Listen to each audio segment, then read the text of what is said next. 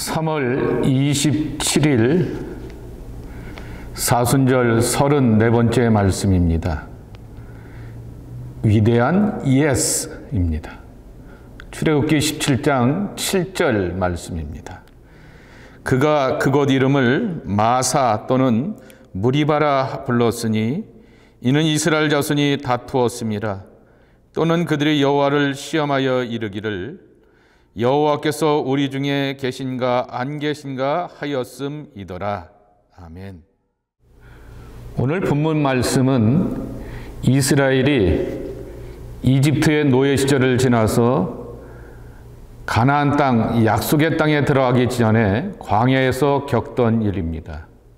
광야, 그것은 이 사순절 기간과 가장 잘 매치되는 또 하나의 단어일 것입니다. 마음을 절제하고 말을 절제하고 삶을 절제하며 십자가를 묵상하며 예수 그리스도 안에서 하나님과 가까워짐을 경험하는 것이 사순절의 축복입니다. 그런데 또 광야는 먹을 것도 또 말을 나눌 사람도 그리고 삶의 필요가 넉넉함도 없는 절박한 그러한 환경인 것입니다. 정말 이 사순절의 또 다른 지리적인 개념이 광야라 이렇게 말할 수 있을 것입니다. 오늘 광야길을 걸어가게 되었던 이스라엘 백성들이 마실 물, 삶에 꼭 필요한 삶의 수단이 공급되지 않는 형편과 어려움과 목마름 속에서 이런 질문을 던지게 됩니다. 하나님께서 우리 중에 계신가 안 계신가? 여러분, 성경에도 믿음의 사람들이 하나님의 현존에 대한 퀘스천 마크를 갖게 됩니다. 그것은 당연히 삶의 절박한 문제 앞에서 하나님에 대한 의문을 갖게 되는 것입니다.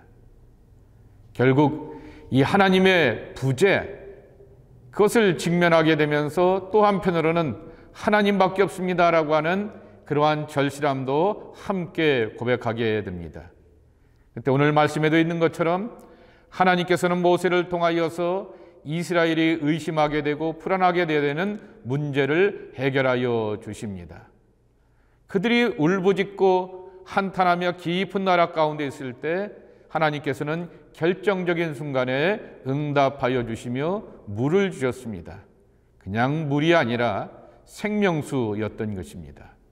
그리고 하나님이 우리 중에 계시고 우리를 책임지시고 인도하신다라고 하는 그러한 경험을 하게 되는 것입니다.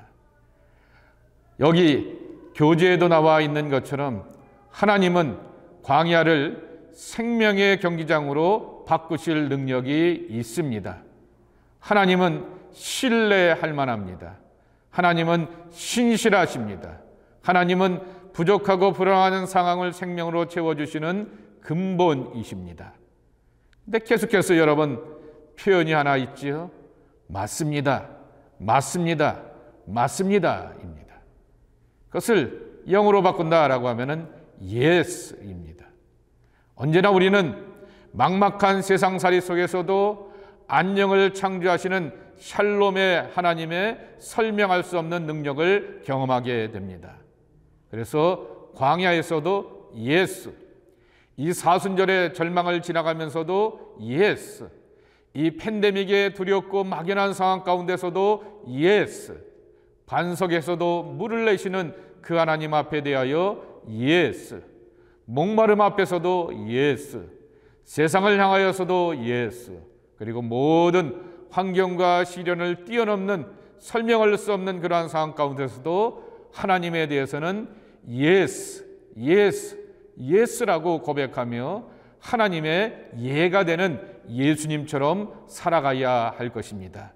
그때 우리의 삶을 예스라고 만들어 가시는, 합력하여 선이 되시게 하시는 하나님의 신실하심이 저와 여러분의 삶의 여정 가운데 아름다운 모습으로 함께 하시기를 주님의 이름으로 간절히 축원합니다.